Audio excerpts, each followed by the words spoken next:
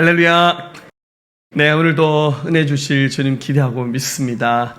우리 사도행전 18번째 말씀, 사울의 회복과 베드로의 능력 전도, 이 말씀을 통해서 우리 함께 은혜 나누기를 원합니다.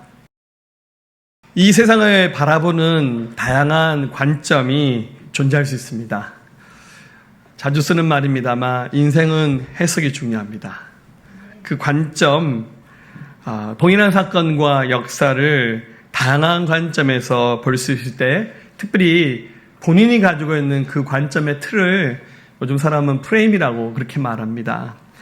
특별히 우리는 세상 사람과 똑같이 쳐다보고 똑같이 해석하고 같이 실망하고 좌절하고 절망하면 안 되겠죠. 우리에게는 성경이 있고 우리에게는 믿음이 있고 특별히 우리 배후에는 살아계신 하나님이 역사하고 계십니다. 우리 모든 것들을 하나님의 관점으로, 유명한 베스트셀러 토미 테니 목사님의 책 제목처럼 하나님의 관점으로 우리는 볼 수 있어야 되는데, 때로는 현미경 들여다보듯이 굉장히 확대해서 세포 하나까지 다 쳐다보면서 우리 인생을 낱낱이 살펴야 되는 순간도 있지만, 때로는 멀찍이 떨어졌어요. 마치 구글 지도 쳐다보듯이 하나님의 관점, 하나님의 큰 그림을 봐야 되는 순간이 있습니다. 사도행전 강해를 하면서 한 3번, 4번째 하고 있는 것 같습니다. 사도행전 목회하면서요. 어떤 분이 사도행전 또 하시냐고. 근데 저는 이 사도행전을 읽으면서 정말 숨막히는 역사의 한 장면을 또 한 번 봅니다. 하나님이 정말 역사를 주도하고 계시구나라는 생각을 또 한 번 하게 됩니다. 그리고 정말 이 구석구석 등장하는 사건들, 한 인물들, 이런 것들을 살펴보면서 우리가 하나님의 통치 아래, 하나님의 그 주도하신 역사 아래 있다는 사실을 또 한 번 고백하면서 역사에는 우연이 없습니다. 이것을 오늘 이 말씀을 통해서 함께 고백할 수 있기를 원합니다. 여러분, 현대 선교의 문을 열었던 유명한 선교사가 있습니다. 바로 영국 출신의 윌리엄 캐리 선교사죠. 괜찮게 생겼죠? 근데 여러분들, 윌리엄 캐리 선교사님의 그 선교 일대기를 살펴보면 어릴 때 굉장히 가난한 집에서 성장해서 14살에 사회생활을 시작했는데 그의 첫 직업이 구두 수선공이었습니다. 여러분, 우리로 치면 중학교 한 1학년, 2학년쯤 된 아이가 공부하지 못하고 일찍 사회생활을 하면서 그것도 여러분들 작은 구두방에서 구두 수선한 일을 했어요. 특별한 이변이 없는 한 그 소년에게 장래가 굉장히 기대된다 말하기는 어려운 그런 출발을 했습니다. 근데 그가 구두수선공으로 열심히 일을 하다가 어느 날 복음을 듣습니다. 그의 나이 18살 때 복음을 듣고 이 사람이 회심하여서 예수를 믿게 됩니다. 그리고는 주인집에 서재에 들어갔더니 성경이 있어서 성경을 읽으면서 성경을 주에 해놓은 주석서를 읽으면서 거기 보니까 헬라어, 라틴어 책이 꽂혀 있었는데 혼자서 떠듬떠듬 언어 공부를 하면서 헬라어와 라틴어를 독파합니다. 할렐루야. 그러면서 나중에 이 사람이 신학을 내서 당시 영국의 침례교회 목사가 됩니다. 그리고는 이사야 54장 말씀을 펼쳐놓고는 목사님들 12분을 모아놓고 설교를 하는데 그가 남겼던 유명한 설교의 메시지가 있죠. 아마 많은 사람이 이 윌리엄 캐리 이 말을 기억하며 회자합니다. 하나님으로부터 위대한 일을 기대하고 하나님을 위해 위대한 일을 시도하라. 그날 설교를 들었던 12명의 목사님들이 그 자리에서 결단해서 그때 당시 침례교회 선교단체를 만들고 그리고 몇 년 후 그들이 1호 선교사를 파송합니다만 이게 바로 현대 선교의 문을 열었던 최초의 선교사 파송식이었습니다. 바로 이 일에 정말 영감을 주었던 윌리엄 캐리를 인도로, 또 인도 선교사 오셨으니까 인도 얘기를 하는 겁니다. 인도로 파송해서 거기서 그 시대에 주님의 일을 감당케 했다는 거예요. 우리가 하나님의 관점으로 보면 모든 것이 이해되고 모든 것이 용납되고 모든 것이 수용되죠. 그런데 하나님의 관점이 아닌 세상적인 관점으로 보면 우리 인생의 어느 순간은 굉장히 지루하기도 하고 시간이 빨리 가기도 하고 늦게 가기도 하고 늘 삶이 실패하는 것처럼 보이고 하나님의 뜻이 보이지 않아요. 그러나 하나님의 관점을 초점을 맞추고 또 그 말씀에 순종해서 열심히 살다 보면 이것이 하나님의 인도하심이었군요. 여러분, 윌리엄 캐리 선교사가 삶을 마치면서 임종을 앞두고 찾아와서 예배할 때 그 교회 목사님에게 장례식 때 꼭 시편 51편 말씀을 가지고 설교해달라고 부탁을 합니다. 그래서 이렇게 마칩니다. 윌리엄 캐리 1761년생, 죄 많고 약하고 능력 없는 벌레인 나는 당신의 긍휼하신 거룩한 손에 기대어 잠드나이다. 마찬가지입니다. 이 하나님의 큰 그림을 다른 말로 바꿔서 말하면 하나님의 대의, 코즈라 말하죠. 하나님의 대의를 우리는 볼 수 있어야 됩니다. 오늘 이 말씀 나눌 때 성령께서 지혜와 계시형을 더하셔서 제가 여러분들의 눈과 귀 여셔서 하나님의 대의를 볼 수 있기를 우리 주님의 이름으로 축원합니다. 제기자이던 솔로몬은 잠언에서 이렇게 말합니다. 잠언 1장 5절 6절 지인 자는 듣고 학식이 더할 것이요 명철한 자는 지략을 얻을 것이라. 잠언과 비유와 지있는 자의 말과 그 오묘한 말을 깨달으리라. 할렐루야. 혹시 오늘 예배 때 오늘은 그냥 시간만 때우고 가야지, 오늘 좀 소극적으로 대충 해야지 이런 마음 가지신 분 있다면 그 마음 내려놓고 오늘 이 주의 말씀을 통해서 하나님의 관점에서 하나님의 큰 그림, 대의를 볼 수 있는 이 시간 될 수 있기를 우리 주님의 이름으로 축원합니다. 결과적으로 오늘 말씀의 결론에 드릴 말씀이지만 이 하나님의 이끄심의 시그널을 볼 수 있는 사람은 물론 기도 많이 하는 사람, 성경 많이 읽는 사람이지만 하나님이 그것을 보여주셨을 때 그 하나님의 그 이끄심에 기꺼이 순종하기를 자원하면서 준비된 사람, 그 사람이 오늘 시간 하나님의 기적을 경험하는 주인공이 될 수 있습니다. 할렐루야. 자, 오늘 말씀은 지난주에 이어서 사울의 회복에 관한 말씀과 그 다음 등장하는 베드로 이야기를 함께 나누기를 원합니다. 오늘 지난주 나눴던 사도행전 9장 전반부의 말씀 한번 기억해 보십시오. 여러분, 유대 랍비였던 사울이 예수 믿는 사람을 너무 싫어해서 이웃나라 시리아의 수도였던 다메섹까지 제사장의 공문을 받아서 예수님 믿는 사람을 잡으러 갔었습니다. 그런데 예상치 못했던 일이 생겼는데 다메섹으로 가는 도중에 부활하신 예수님이 직접 찾아오셨어요. 사울아, 사울아, 왜 나를 핍박하느냐? 그분이 자기 이름도 아셨고 자기의 삶이 얼마나 잘못된 선택을 하고 있는지 그분이 일깨워 주시면서 그분이 그 자리에서 낙마하면서 시력을 잃어버렸어요. 사람들의 도움을 받아서 다메섹에 가서 유다 집에 머물고 있을 때 예수님께서 아나니아라는 선자를 보내셔서 그가 안수 기도하면서 시력도 되찾고 그리고 자기 사명도 찾았는데 그게 바로 예수님을 전하는 복음 증거자로 살아가는 것이 자기를 향하신 하나님의 계획이었습니다. 자, 너무 당황스러운 사건이죠. 다메섹에 예수 믿는 사람을 잡으러 갔다가 거기서 자기가 예수를 믿어버렸어요.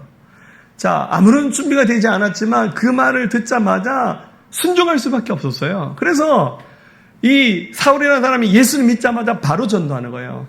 제가 지금 목회하면서 이런 사람 못 봐서 오늘 등록하고 내일 전도하고 할렐루야.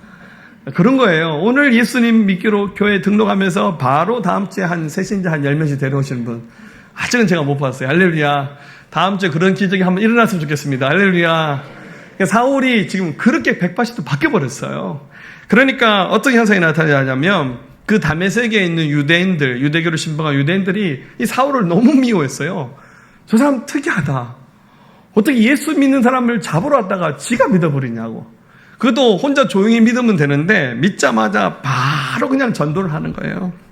자, 23절에 어떤 현상이 나타나냐면 여러 날이 지남에 유대인들이 사울 죽이기를 공모하더니 그 계교가 사울에게 알려지니라. 그들이 그를 죽이려고 밤낮으로 성문까지 지키거늘 그의 제자들이 밤에 사울을 광주리에 담아 성벽에서 달아내린다. 자, 이 사울이 이 다메섹에 여전히 머물면서 전도를 하니까 여기 있는 유대인들이 안 되겠다, 사울을 죽여야겠다 그러면서 음모를 꾸미는 거예요. 막 도처에 사람들을 깔아서 사울의 그 동선을 살피는 거예요. 도저히 안 돼서 사울은 지금 열정은 있지만 성숙한 그런 믿음의 열정으로 그런 신앙이 만들어져 있지는 않았거든요. 방법은 도망가는 방법밖에 없어요. 그래서 광주리에 담아서 그 다메섹 성을 몰래 탈출합니다. 저런 식으로 탈출합니다. 근데 여러분들 원래 유대인들의 랍비는 모자를 쓰고 다니거든요. 외출할 때 항상 모자를 씁니다. 특히 성전 근처에 가든지 어디 가든지 이 모자를 절대 벗으면 안 돼요. 네, 제 생각에는 너무 급하게 탈출해서 랍비 모자를 떨어뜨릴 만큼 그렇게 이 다메섹을 사울을 탈출합니다. 자, 그러면 이제 그 다음은 어디 가야 될까요? 원래 이제 예루살렘에서 왔잖아요. 그리고 예루살렘에 뭐가 있냐면 최초의 교회 예루살렘 교회가 있어요.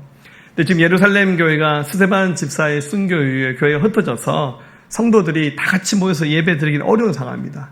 12사도들이 비밀을 위해 성도들을 모아서 예배하면서 이제 와신 상담하는 그런 기간입니다. 이 사울이 그래도 교회가 있는 곳이 예루살렘이니까 예루살렘에 가서 한번 12사도들 만나서 좀 내가 예수 믿었다는 것을 알리고 싶었던 것 같아요.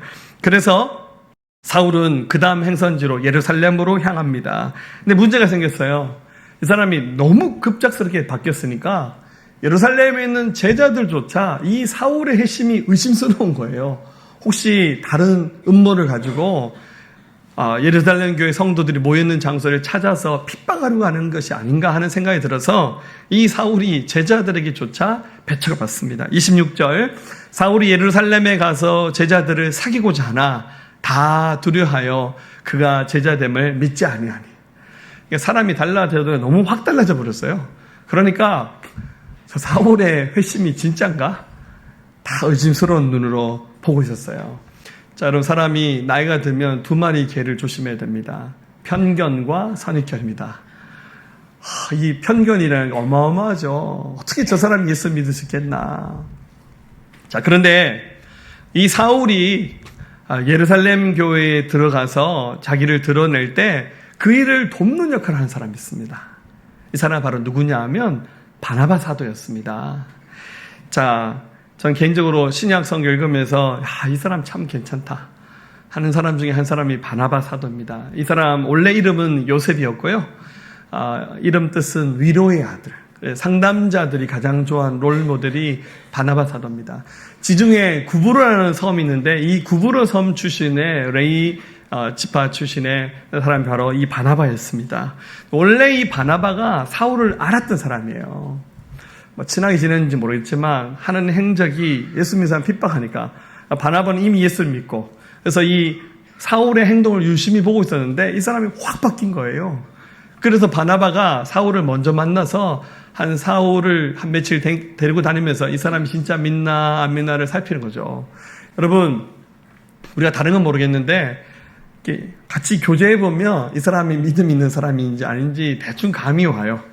쓰는 용어들이 달라요. 할렐루야. 예수님을 믿는 사람들은 이미 교회에서 사용한 용어들이 익숙하고 찬송도 익숙하고 그럽니다. 저희 아버님이 이제는 집사가 되셨지만 이제 처음 교회 나오시기 전에 주일날에 저희가 사회 끝나고 어쩌다 가서 이렇게 같이 식사하면 저희 아버님이 쓰는 용어가 특별하세요. 이렇게 말합니다. 오늘 손님들 많이 왔더나. 그래서 무슨 손님요? 그러니까 우리 아버님은 교인이라는 단어를 모르시니까 오늘 손님들 많이 왔더나.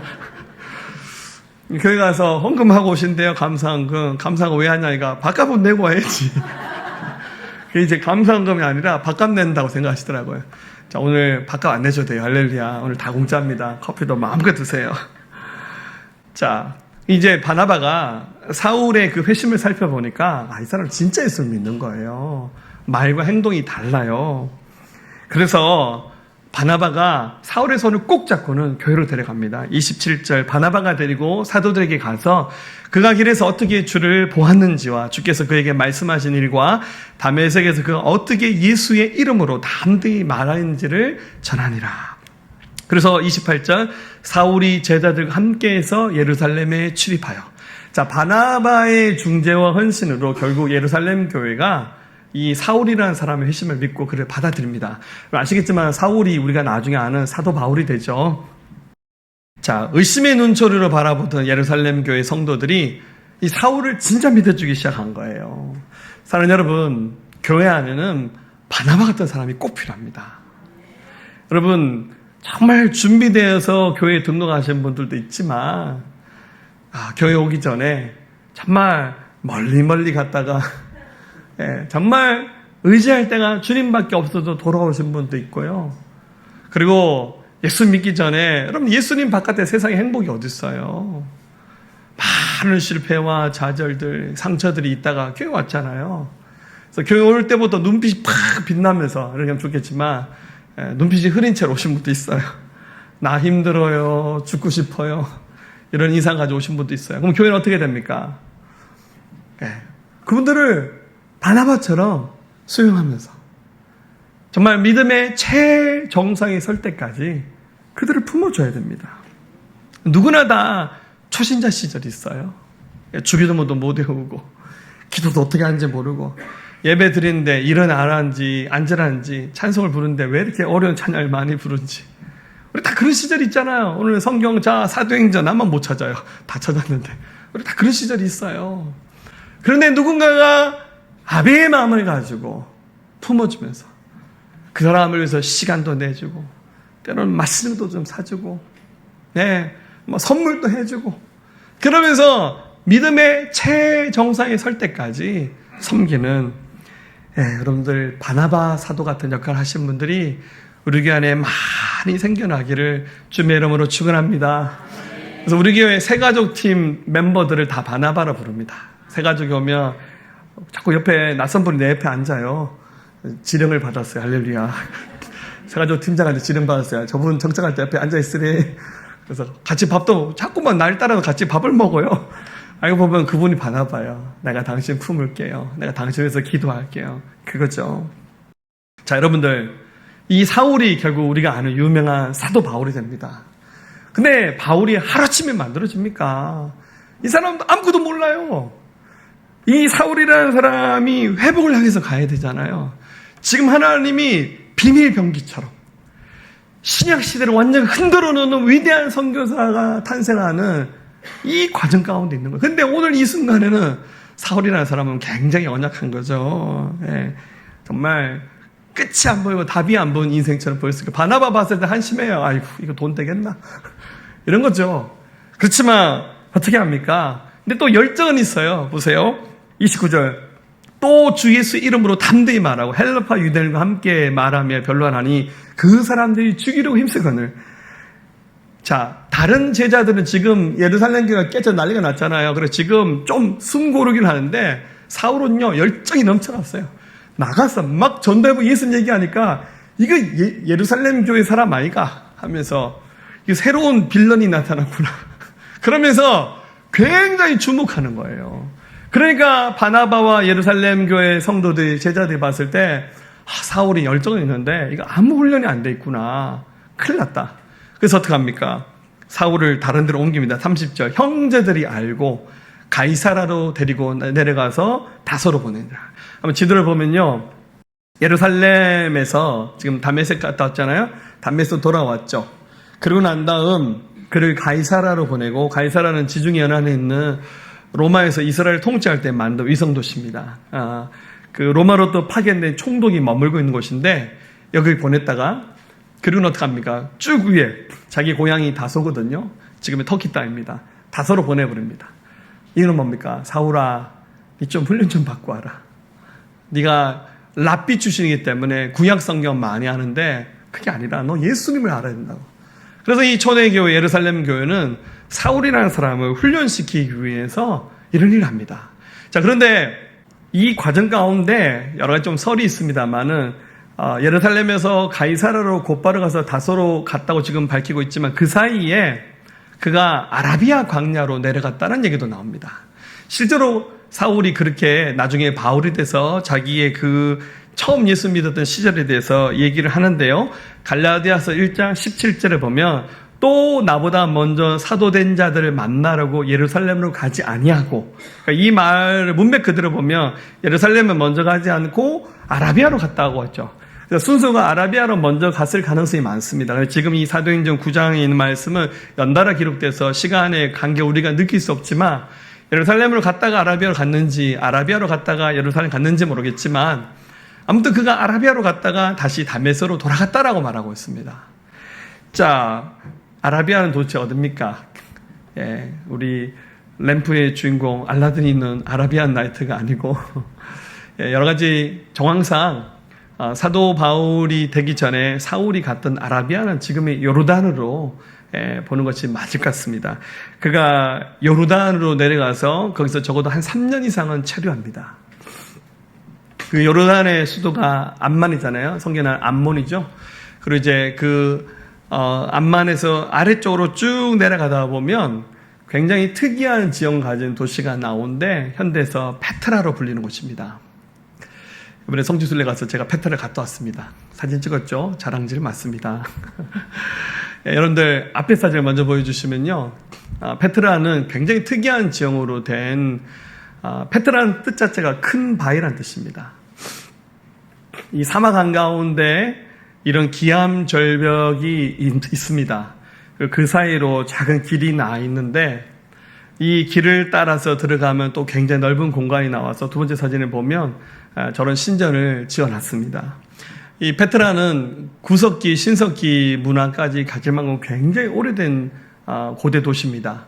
그래서 모세 시대 때 이스라엘 백성이 출애굽해서 시나이 반도를 통과해서 예루살렘으로 가기 전에 이 페트라 안에 들어갔던 흔적도 있고요. 그리고 로마 시대 때 이미 그 페트라에 들어가는 길에 로마의 도로가 깔려있던 흔적도 있습니다. 그래서 이제 많은 사람들이 추측하기로는 사도 바울이 바울 되기 전에 아라비아로 갔다고 했을 때 약 3년간 체류했던 장소가 바로 이 페트라지 않을까. 이 영화 속에 많이 나옵니다. 인디아나 존스, 그 트랜스포머라는 영화도 나오고, 얼마 전에 TV 드라마 미생이라고 그 드라마 초반에 페트라 입구에 단체로 연수 갔나, 전 드라마 안 봐서 잘 모르겠는데, 그런 장면이 나옵니다. 나중에, 이 페트라가 이슬람의 지배를 받으면서 7세기쯤, 누군가가 페트라 입구를 막아버립니다. 비행기가 없으니까 그 입구를 막아버리면 그 안으로 들어가지 못합니다. 그 위에 약 1100년간 페트라는 역사 속에 사라져버리죠. 그리고 난 다음에 1800년 초반에 한 탐험가에 의해서 그 바위를 옮기고 난 다음에 이 속에 길이 있네 들어가 보니까 이 속에 도시가 지어져 있는 거죠. 그래서 성경 시대에 나오는 장소 여기 것으로 추측하면서 세상에 한 1100년 만에 알려진 장소가 바로 페트라입니다. 쉽게 말하면 페트라는 기도원입니다. 할렐루야. 자, 신학교입니다. 지금 간 예수님을 믿게 된 사울 열정은 있는데 아무것도 다듬어지지 않았어요. 자기도 알았고 예루살렘 교회도 알았어요. 이 사람 하나님이 준비하셨는데 그간 했던 짓도 너무 엄청났고 준비되지 않았으니까 하나님이 이 사울이라는 사람을 이 아라비아로 보내셔서 여기서 스스로 와신 상담하면서 오직 주님만 생각하는 기간으로 삼으셨습니다. 그럼 성경을 보세요. 하나님이 불꽃처럼 사용하셨던 하나님의 사람들 다 이런 영적인 훈련의 기간이 있었습니다. 여러분들 모세 보세요. 광야에서 40년 동안 양치기 하면서 목자로 준비되어서 나이 80이 넘어서 살겠잖아요.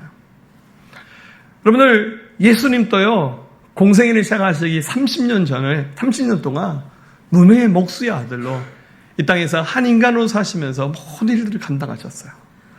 이 숙성하는 기간, 그 기간이 인간적인 눈으로 보면 지루하고 실패 같고 안 되는 기간이죠. 그런데 하나님의 눈으로 봤을 때는 그를 더 단단하게, 더 건강하게 주님의 일을 위해서 준비시키는 기간이에요.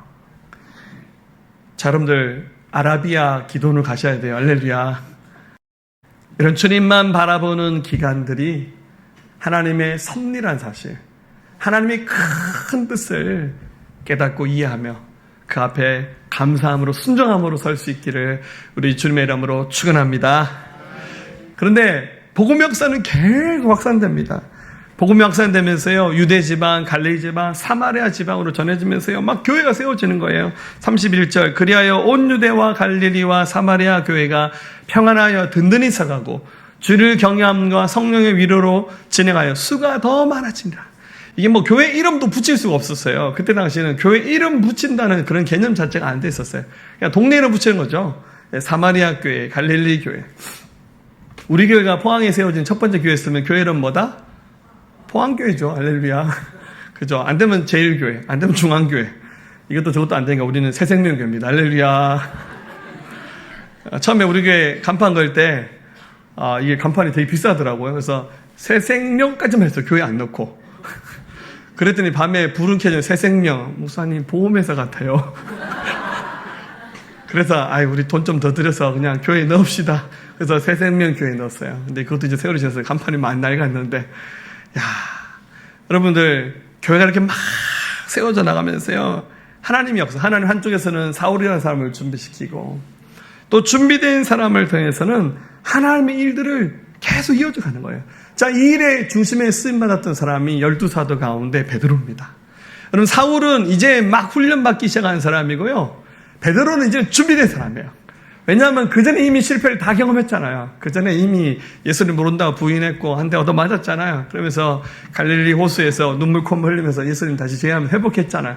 그러니까 하나님이 베드로는 완전 절정의 순간에 그를 사용하기 시작하셨어요. 그래서 여러분들, 베드로는 예루살렘 교회가 어쩔 수 없이 모임이 제약되니까 좀 핍박이 덜하고 로마의 감시가 덜한 지역으로 가서 전도를 합니다. 그래서 우리 지난번 나눌 때 8장에서는 사마리아 지역 가서 전도했단 말씀 나눴고, 이번에는 루다라는 지역으로 가서 그가 전도합니다. 자, 예루살렘에서 지중해 쪽으로 가다 보면 루다라고 하는 작은 도시가 나옵니다. 그리고 나중에 여기 거쳐서 욥바를 거쳐서 가이사라로 가고, 지난번에 사마리아 갔다 왔다는 얘기는 했죠. 자, 여기서 이제 그가 루다로 가는데요. 여기서 누구를 만나냐면 중풍병에 걸려있는 애니아라는 사람을 만납니다. 자, 32절 말씀 볼게요. 그때 베드로가 사방으로 두루 다니다가 루다에 사는 성도들에게 내려갔더니 거기서 애니아라는 사람을 만나매 그는 중풍병으로 침상에 누운 지 8해라. 항상 이제 예루살렘이 고원지대고 나머지는 낮은 지대니까 항상 예루살렘 중심으로 내려갔다가 실제는 올라간 겁니다. 자, 이 루다라는 곳에 갔는데 거기서 애니아라는 사람을 만났는데 이 사람 8년째 누워있는 중환병자였어요. 여러분, 중풍병은 아시겠지만 내 혈관이 막히거나 또 뭐 뇌출혈 이런 것으로 몸에 마비가 오는 병입니다. 현대의학으로도 중풍병은 굉장히 고치기 어려운 병 중에 하나입니다. 근데 여러분들 2000년 전이잖아요. 이 애니아라는 사람 만나는데 누운 지 8년이 되었어요. 저는 목회하면서 질병 있는 분들을 많이 만나보잖아요. 여러분들 한 8년 누워있으면 어떻게 되는 줄 아세요? 살이 다 빠져요. 활동을 못 하잖아요. 근손실이 있어서요. 근육이 다 빠져 뼈만 앙상이 남아요. 누가 도와주지 않으면 외부 활동이 굉장히 제한이 됩니다. 언젠가 제가 한번 나군교에서 목회할 때 누군가의 소개로 어떤 중풍 있는 분 집에 한번 신방 간 적이 있어요. 예수님 안 믿는 분이에요. 갔더니 몸져 누워 계신데 제가 말한 것처럼 바짝 마르셔서 뼈만 남으셨어요. 물어봤더니 얼마나 누워 계셔서 물어보니까 우리에서 기억이 좀 가물었는데 한 10년인가 15년을 누워 계셨대요. 굉장히 작은 방인데 한 2평, 3평 남짓 한 방에 혼자 누워 계시니까 그분이 할 수 있는 거는 자기 집 출입구를 바라보면서 하늘 쳐다보는 거. 그게 유일한 소망이에요. 하루 종일 TV 보는 거. 그래서 이분이 쳐다보는 세상은 딱 이거밖에 안 되겠구나 라는 생각이 좀 마음이 좀 짠하더라고요. 그래서 예수님 전했더니 예수님 기꺼이 받아들이면서 마음에 모셔드리는 그런 전도의 자리가 되었습니다. 여러분, 이 애니아라는 사람 8년을 누워 있었어요. 소망이 없습니다. 방법이 없어요. 근데 여러분들, 이 순간에 베드로의 마음에 굉장히 성령의 감동이 왔어요. 이 사람 기도하면 나을 것이라는 믿음이 왔어요. 그래서 어떻게 합니까? 어디 가서 용한 의사 데려온 게 아니라 뭐죠? 예수 그리스도의 이름을 이용하여 예수 그리스도의 이름으로 일어나라고 선포합니다. 34절 베드로가 이르되 애니아야, 예수 그리스도께서 너를 낫게 하시니 일어나 내 자리를 정돈하라 한데 곧 일어나리. 그가 예수 그리스도의 이름으로 선포했더니 8년 동안 누워있었던 애니아 그냥 벌떡 일어나 버렸어요. 치유됐습니다. 여러분, 베드로에게 왜 이런 능력이 나타났습니까? 전도하기 위한 거예요, 여러분들. 여러분 지금 교회가 이제 막 세워질까 말까 하는 그런 찰나에 있어요. 이 룻다에는 아마 교회가 없었을 것 같아요. 하나님이 급하게 속도감 있게 이 지역의 전도를 위해서 베드로 보내셨잖아요. 그래서 그 자리에서 이 애냐를 치료하신 거예요. 35절에 룻다와 샤론에 사는 사람들이 다 그를 보고 주께로 돌아오라. 그 동네 사람들이 난리가 났어요. 왜냐하면 애냐 다 알아요. 저 8년째 누워있는 병인이라는 거 다 알잖아요. 근데 그 사람이 걸어봤잖아요. 난리가 났어요. 그래서 이 지역에 복음의 역사가 시작되면서 여기 정확히 표현은 되어 있지 않지만 교회가 생겼겠죠. 이게 바로 하나님의 큰 그림이에요. 여러분 이 애니아라는 사람 입장에서 보세요. 8년 동안 몸져 누워 있었던 그 험난하고 주류했던 인생의 그 고난의 이유가 오늘 이 자리 베드로 만나서 전도받고 치유되고 회복되는 하나님의 섭리 아니겠습니까? 그런데 이 말씀 보면서 눈에 들어오는 단어가 있는데요. 룻다 옆에 샤론이라는 단어가 나오죠. 여러분 이 샤론은 욥바와 갈멜산 사이에 80km 정도 떨어져 있는 평야지대를 말합니다. 너무너무 아름다운 평야인데요. 그래서 샤론 평야라고 말하죠. 때로는 이스라엘 전체를 일컬을 때 샤론이라고 말하긴 합니다. 자, 이 샤론에 피는 유명한 곳이 있죠. 로즈 오브 샤론이라고 그러잖아요. 우리 찬송가 중에 샤론의 꽃 예수. 예. 여러분 이 샤론의 꽃 이것은 바로 예수님을 상징하는 꽃입니다. 근데 이 찬송 부를 때마다 한 번씩 소개하는데 여러분들 샤론의 꽃이 뭔지 아세요? 놀라지 마세요. 우리나라 무궁화입니다. 무궁화. 샤론의 장미는 바로 무궁화입니다. 물론 이제 이 샤론의 장미를 아네모네 꽃이라고 주장하는 사람도 있습니다. 아네모네는 마태복음 6장에 나오는 백합화 있죠. 우리 대표적인 성경을 잘못 번역한 것 중에 하나입니다. 영어 성경에 NIV 성경에 릴리로 번역했는데 이 마태복음 6장에 나오는 백합화는 백합화가 아니고 아네모네 꽃을 말하는 거예요. 우리나라에 그런 꽃이 없으니까 그렇게 번역을 했는데 이게 양귀비과에 속한 꽃이에요. 굉장히 꽃이 예쁩니다. 한 3, 4월 달에 많이 피는 꽃인데요. 근데 사실 이제 문맥상 보면 이 샤론의 장미는 바로 무궁화예요. 너무 신기하죠? 왜 우리나라 국화가 무궁화가 되었을까요? 아마 우리 일제시대 때 예수 믿었던 우리 민족 지도자들이 참 많았잖아요. 이분들이 아마 국화를 결정할 때 이 샤론의 장미, 무궁화를 국화로 정할 때 일조하지 않았을까? 그건 저희 추측입니다. 근데 저희 좀 엉뚱한 해석인데요. 용서해 주십시오. 저는 이 샤론의 장미 보니까 우리나라가 생각나고 2000년 후에 대한민국이 예수 믿을 것을 어디 가서 이렇게 성경 했었다 하면 이단으로 잡혀갑니다. 그냥 제 혼자 은혜 받아서 이 샤론의 장미만 봐도 이 룻다에서 예수 믿은 이 애니아 너무나도 은혜스럽고 감격스럽지 않나요? 이렇게 엉뚱하게 성경을 보라는 것이 아니라 그냥 큰 관점에서 보면 우리 민족, 우리의 가정, 우리 인생 가운데 역사하신 하나님의 손길을 좀 보시라는 거예요. 자, 이 베드로가 여기서 멈추지 않고요. 이번에는요.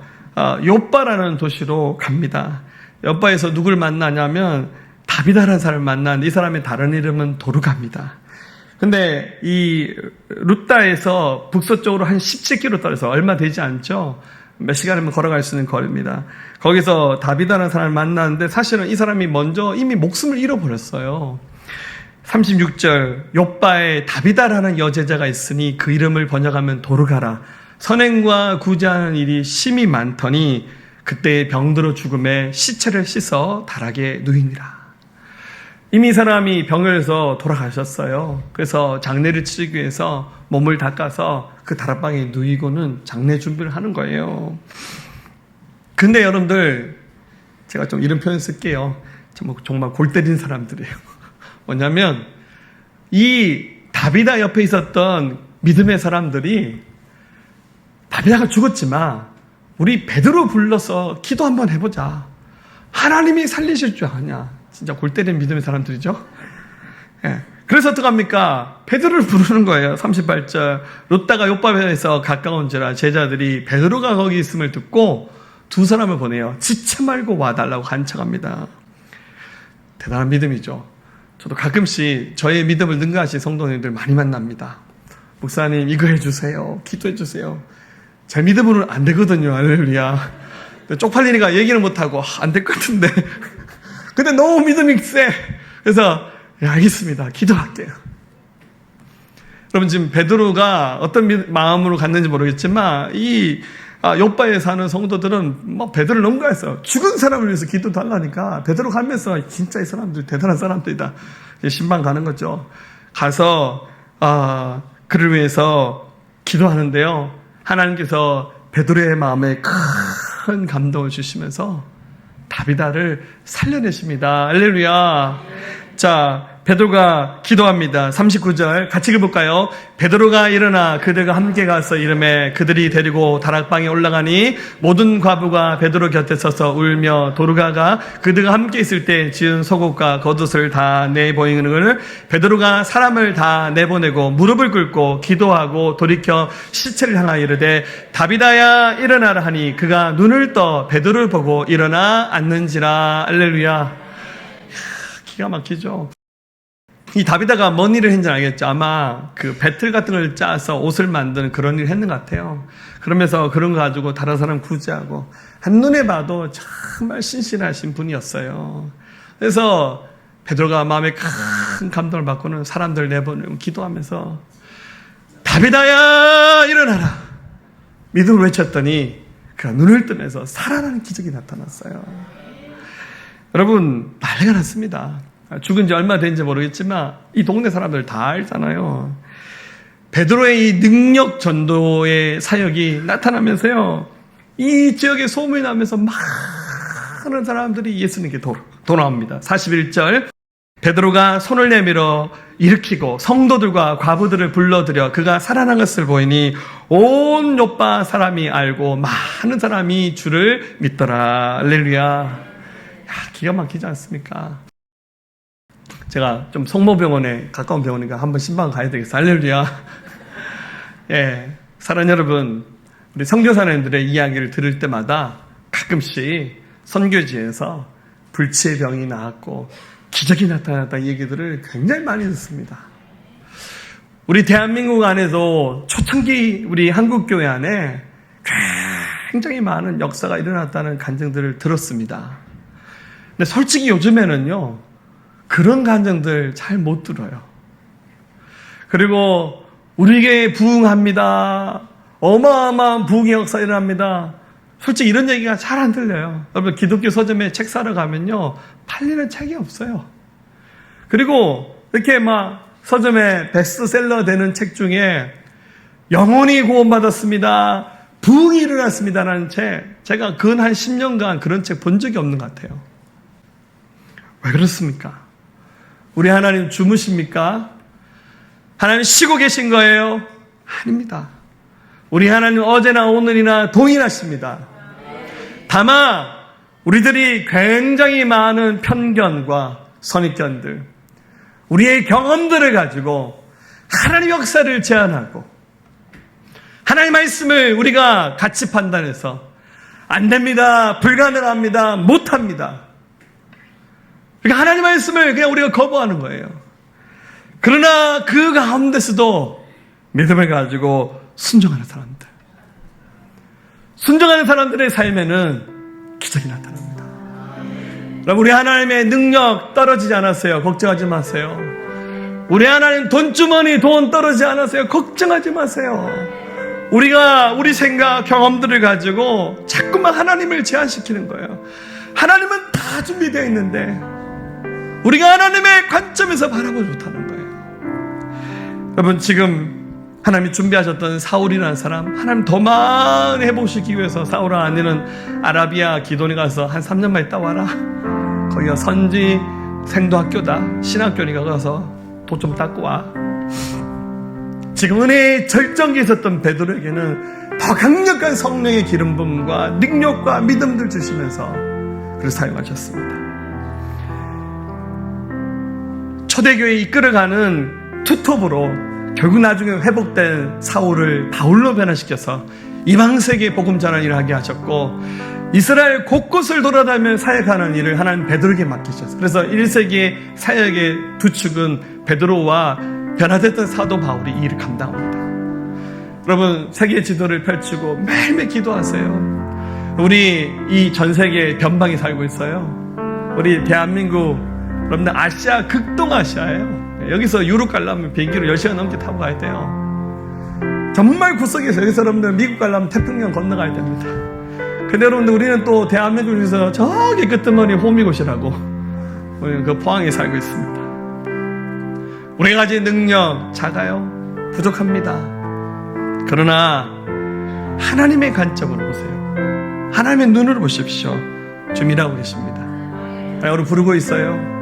하나님 그 말씀 앞에 아멘! 하고 옳게 순종하면서 우리 주의 길을 갈 수 있는 이 시간 하나님께서 강력한 성령의 충만함과 믿음을 다하시고 은혜와 진리가 충만한 사람으로 저번을 세우시기를 우리 주님의 이름으로 간절히 축원합니다.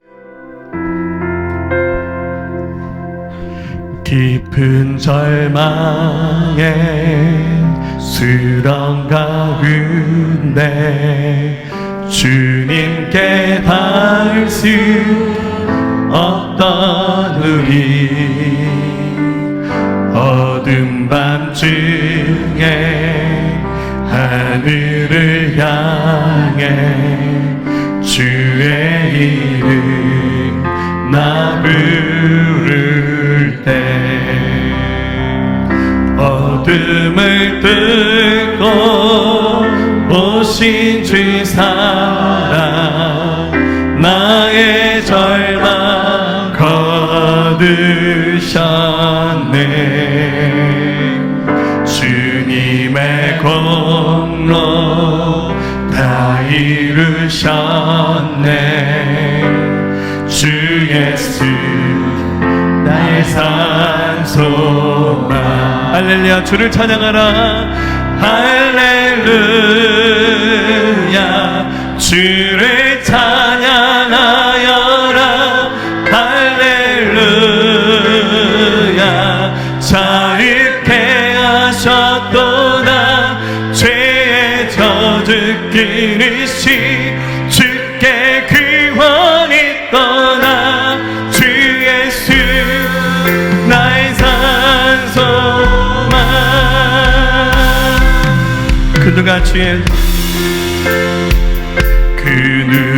주의 자비라 하라. 한없는 은혜 증량할까. 영광을 떠나 이 땅에 오신 제가 되신 구주 예수. 주의 십자가 주의 십자가 내게 말하네. 영원히 나 용납했네. 아름다시나 나는 주의 것 그리스도 나의 삶. 자, 우리 오른손 들고 함께 고백하겠습니다. 할렐루야. 주를 찬양하라. 할렐루야. 주를 찬양하여라. 할렐루야. 자유케 하셨도다. 죄의 저주 끊으시 주께 구원이 떠나. 주 예수 나의 산소망. 우리 함께 고백하겠습니다. 언약된 아침 장사된 몸에 아침 장사된 몸에 부활의 호흡 시작됐네. 유다의 사자 위험찬 선포. 사망이 무너졌도다. 이제 사망이 무덤이 더 우리를 주장할 수 없네. 우리를 주장할 수 없네. 유다의 사자 위험찬 표현. 사망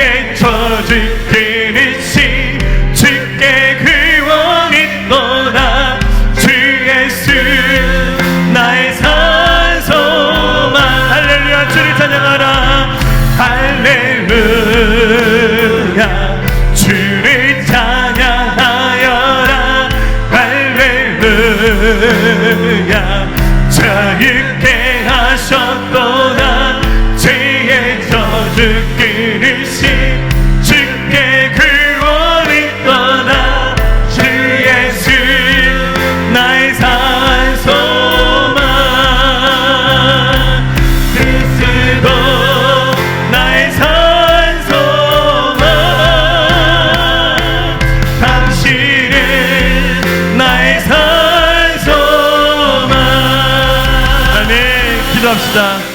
이제는 우리 주 예수 그리스도의 은혜와 하나님 아버지의 무한하시고 극진하신 사랑하심과 성령님의 내주하시고 교통하시고 함께하심이 오늘 예배한 사랑하는 성도들의 모든 심령 가운데 이들의 가정과 일터와 나라 민족과 모든 열방과 우리 새생명교회에 지금부터 영원토록 함께하옵시기를 간절히 축원하옵나이다.